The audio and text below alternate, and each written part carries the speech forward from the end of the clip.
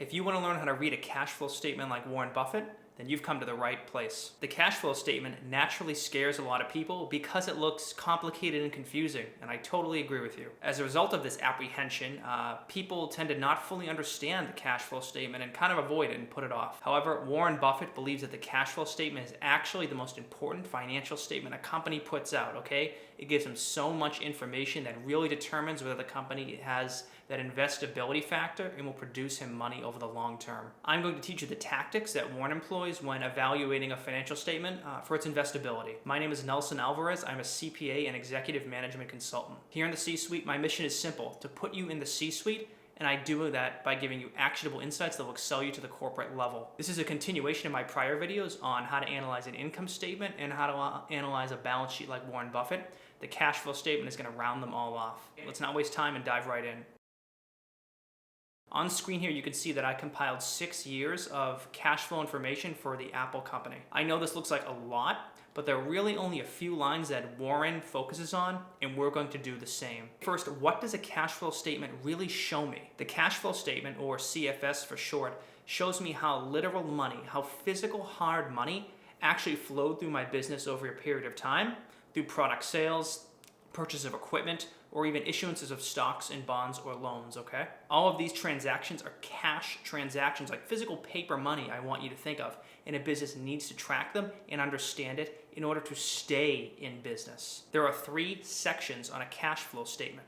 The first section, and most important section, is the cash flow from operations, okay?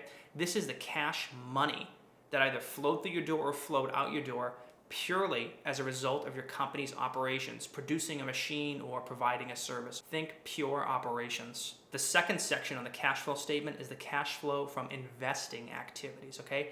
Investing activities, I want you to think of activities that the company performs for itself. Investing activities such as buying property, plant, and equipment, okay? Acquiring other companies, acquiring intangibles, and also buying stocks and bonds, okay? All things the company entity itself is actually doing to invest in its future success. The investing section is not about issuing stocks or bonds or anything like that. That's not what it is, okay? So I really want you to remember that the investing section and the cash flow statement, the middle section, is for the company itself. And the last section of the cash flow statement is the cash flow from financing activities, okay? These are the activities that the company is using to finance itself, okay?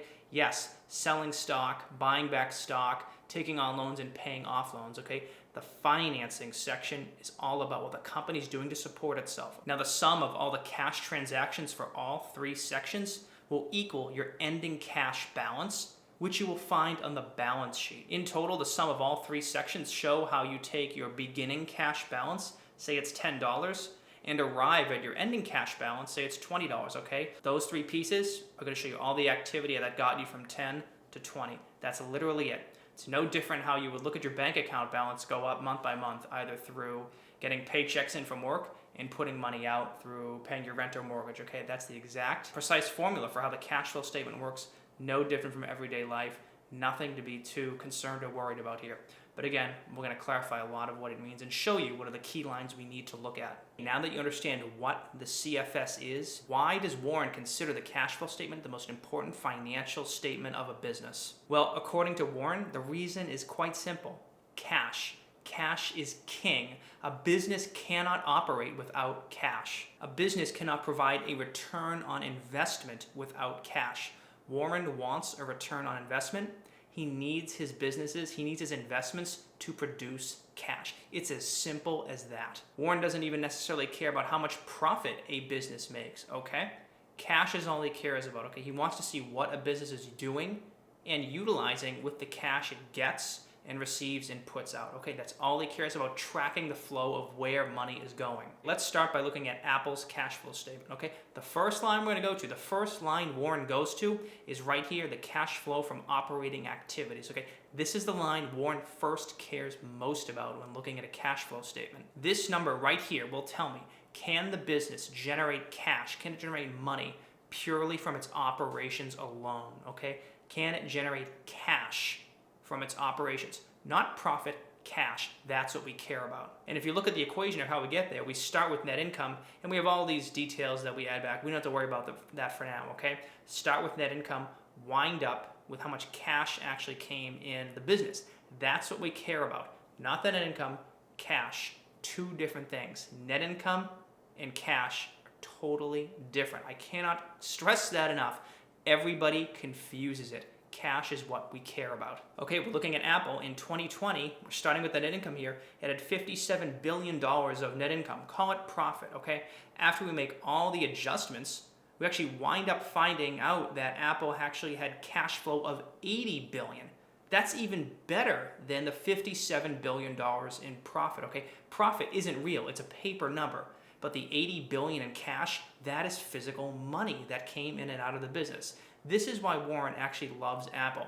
Its cash flow from operations is greater than its net income. It makes more money than it even says so on paper. That's how incredible it is. This is what Warren wants to see. Take note here. What Warren looks for on the cash flow statement, the first thing, cash flow from operations. He looks to see this number positive, higher than net income, and always increasing. This line here, more than any, this is probably the most important line in all the financial statements. If it's positive, increasing, and higher than net income, it indicates a business that can self-finance. It can fund itself. It needs very little debt, very little bank loans to really run its operations. Circle it. This is the money maker right here. This is the heart of what makes a company a perfectly great company, honestly. Okay, now the question begs, what if your cash flow from operations number is less than your net income? If your cash flow from operations number is consistently less than your net income number, it means you have an accounting operations problem. You need to adjust your business operations, whether that's through the accounts receivable by speeding up collections or with an accounts payable by delaying payments, okay? These are fixable things, okay? It's totally okay for that to happen, and this is what your financial manager should be focusing on. How can I get the cash flow from operations to more closely equal net income or even exceed it? Over the long term, if your cash flow from operations number is consistently less than your net income, you're eventually going to wind up running into some liquidity problems down the line and running into cash pinches, okay? So it's really critical. Operations you can easily fix. It's a fixable solution, okay? That's what you have to do when you see that trend. Now, what if you see that the cash flow number from operations is actually negative? What if Apple had negative $50 billion in operating cash flow? Is that bad? Is the company still good? Is it worth investing in? If your business is losing money from operations, if your cash flow from operations number is negative, it means that your business is sucking more cash out of the business than it is putting back in, okay? That's not great, actually. Although it's negative, what's the trend? That is the critical question. It's okay if it's negative once or twice. That might happen. What is the trend of that negative cash flow from operations? Is it going up? Is it improving? Or is it going down and getting worse? So when you see a negative cash flow from operations number, you need to start asking questions, okay? Is it a young company? Young companies tend to have a lot of trouble with getting positive cash flow in the earlier years. Did they lose a key supplier? Is the economy not doing so great? Did they have to extend payment terms longer than normal to another customer? These are all the sorts of questions you should be asking. However, I have to say, if you see negative cash flow from operations happening for 7 years or more, then there's something really wrong with the business, okay? And I wouldn't invest in it, and neither would Warren, okay? You want to see, if it's going to be negative, make sure it's going up. You know, it can start out losing some money in the beginning, but over 7 years, you want to see it going up. You want to see it growing and maturing. Now, let's remember, a business cannot run without cash. If your cash from operations getting sucked out of the business, you need something to offset that. So a lot of companies that, get the money sucked right out of them through operations have to offset that by taking on bank loans or issuing stock. That cash transfusion from bank loans or stock is going to help cover those operational losses, okay? And we're actually going to see that if we look down there in the cash flow from financing section. And you'll see that if a company does take a large loss in 1 year, if it doesn't have enough cash on hand to cover the operations for the future, it's going to end up taking on a loan, and you'll see that down in the cash flow from financing section. And we'll get to that and discuss it in a minute. That's really for the cash flow from operations section. I told you why it's so important. We want it positive, higher than or close to net income, in over 7 to 10 years increasing. That's a sign of something truly incredible. Next section, the cash flow from investing section. Again, what is the cash flow from investing section? It is the investments a company makes in itself, not from shareholders. Think of this section, the cash flow from investing section, as a company's own internal initiatives to grow and expand its own business. And if you look closely at the line items now, you can actually see what the company is investing in and doing to future-proof itself. Now, the most common line item to see in the cash flow from investing section is the line for property, plant, and equipment. The company is to buy machines, factory software to run its operations, to support its net income, and to plan for the future. Every company basically has this line. What you can also notice that's super interesting about Apple is that it's also buying securities on the open market, and it's also buying other companies and stakes in other companies, okay? So not only is it building factories and equipment and purchasing all that, it's buying companies and buying stock on the open market again, investing in itself, okay? Much like a person would do and buy stocks to invest in themselves, Apple can do the same thing. And you can also see in this section that Apple is also selling stock, okay? Proceeds from the sale of stock, okay? So that's how it's getting money in. As it buys it, it sends it out, and it sells it, it takes it right back in. Now, what's key here? What does Warren actually look at, okay? Let's look at the total net line first. That's most important. Total net for 2020, Apple only spent about $4 billion in investing activities, okay? But you can see that it spent hundreds of billions in buying stock and also got hundreds of billions of dollars in return. We're gonna look at the net line item first. It's $4 billion, that's low and that's good. Warren does not want to see very high numbers in the cash flow from investing section. Huge cash outflows in the investing section indicate that the company is trying to future-proof itself, buying a lot of factories, buying a lot of equipment, okay? That may not be a good thing. Okay, now why would large expenditures, huge numbers in the cash flow from investing section be a potential problem? Why doesn't Warren really like that? Companies in heavily capital-intensive industries like pharmaceuticals, manufacturing, and even technology need to spend tons of money on property, plant, equipment, and technology just to survive. If these companies stop spending money on capital equipment, they will fail. The capital expenditures these companies make now and into the future are what drive their revenue. That's how closely tied they are. That is a very tough and contentious relationship to have, given how closely tied spending on capital equipment and revenue are. It's tough because that means the business has to keep coming up with the latest and greatest in terms of products or innovations just to stay competitive and just to survive. Now the risk is that as every year technology improves, a company, we'll just take Apple for example, if it spends $1 billion on purchasing this new technology, but next year someone discovers something even better and Apple has to have it, well then it just wasted $1 billion on now defunct technological process, okay? That's the risk companies run. It's a rat race, right? As everything improves, you could wind up wasting money in a lot of these instances. This is the risk in capitally intensive industries and one in which Warren really understands and honestly tries to avoid in most cases. Companies that are heavily reliant on their PP&E or their investing section to drive that income are super risky to be involved with from Warren's perspective, right? Because one misstep by management could really collapse the business and make it fail, all right? If it doesn't have the right product coming out or makes a misstep on a factory, bought the wrong one, bought the wrong technology, it's game over for them. Now, if you look at the PP&E line, the property, plant, and equipment line in the investing section for Apple, it only spends about $10 billion a year on purchasing that type of equipment to sort of support its net income and cash flow from operations growth. Now that number is actually quite good because it's low compared to its net income, okay? Apple's net income, 2020, is about $60 billion. It only spent about $10 billion on property, plant, and equipment to support that number. So it's really a 6x number, so it's really, really good. On a percentage basis, Apple's PP&E to net income ratio is on average about 16% over the last 6 years. That's really, really good. Warren likes that ratio. He likes to see the consistency in the ratios. So I would technically really use this number.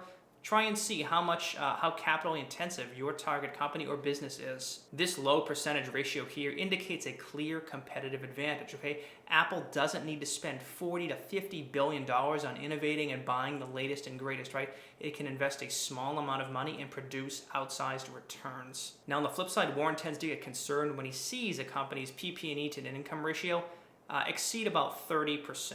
This indicates a company that is heavily reliant on PP&E to really fund its growth and really drive its revenues. That's a bit too high, again, because one wrong step by management could cost them everything, okay? There's too much of a close relationship between PP&E and an income to really get too involved too heavily, and that's why Warren kind of shies away from those companies. Now, I do want you to look at something very interesting in the investing section of Apple. This is where Warren sees the truest and greatest value of the company in the investing section of Apple. If you look at what Apple is doing with its cash, you can see what it's doing with its cash in the investing section.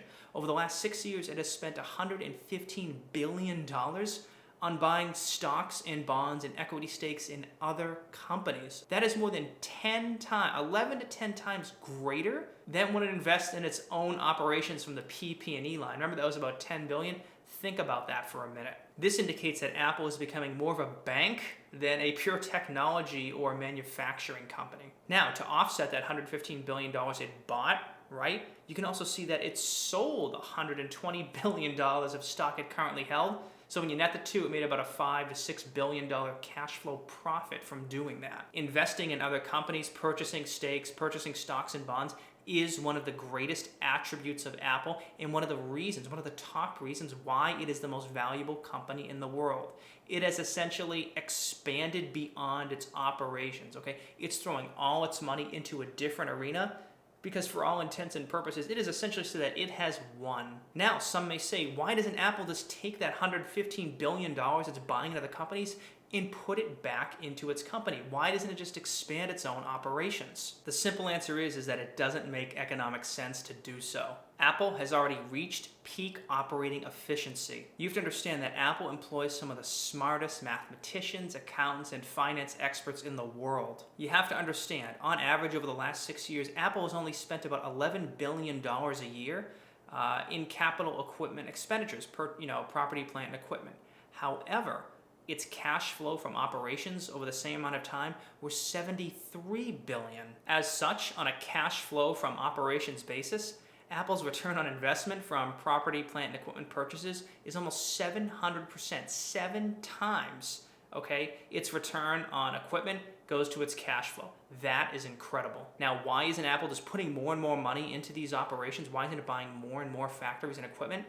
You have to understand the concept of diminishing marginal returns. Apple's finance team has most likely calculated that if they add, say, another $10 billion a year in purchasing property, plant, and equipment, it may only net them probably 10 or 20 billion more in cash flow from operations, right? It's not a multiple, okay? If they add another 10 billion, that doesn't mean that its cash flow from operations will go to 160 billion, okay? The math doesn't work that way. And that is because the mathematicians have calculated that the company is at near max efficiency from its operations, okay? It doesn't make any sense to put money back into the business because it's already making so much money. There's only so many improvements they can make. This is why Apple spends so much money outside of its core operations. That's why it's buying hundreds of billions worth of stock and bonds and equity stakes in other companies, all right?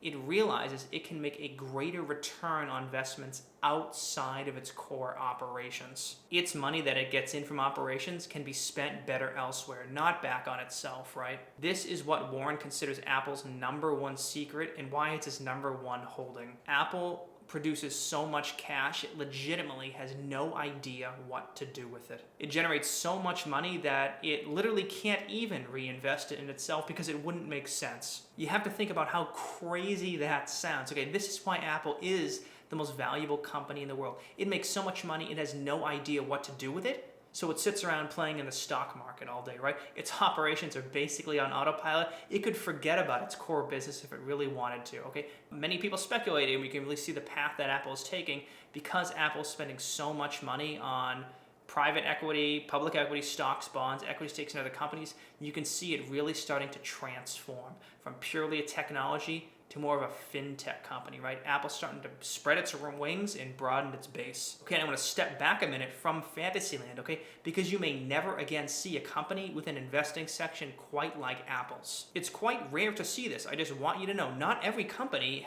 has the ability to invest hundreds of billions of dollars outside of its own core operations. Most companies are just trying to get by on the day-to-day, and the #1 expenditure you'll see on their cash flow statement is just buying property, plant, and equipment, right? They don't have the luxury to go out and buy other companies and do whatever they want with it, okay? Most companies are really just focused on their core operations. And again, that's true for those heavily capital-intensive industries, right? Airlines, manufacturing, pharmaceutical, all their money has to, by necessity, go back into that investing section to buy the latest and greatest technology and equipment, because if they don't, they're going to die off. So with all that, what ratio is Warren looking at to make sure that the company he's investing in is good for him, okay?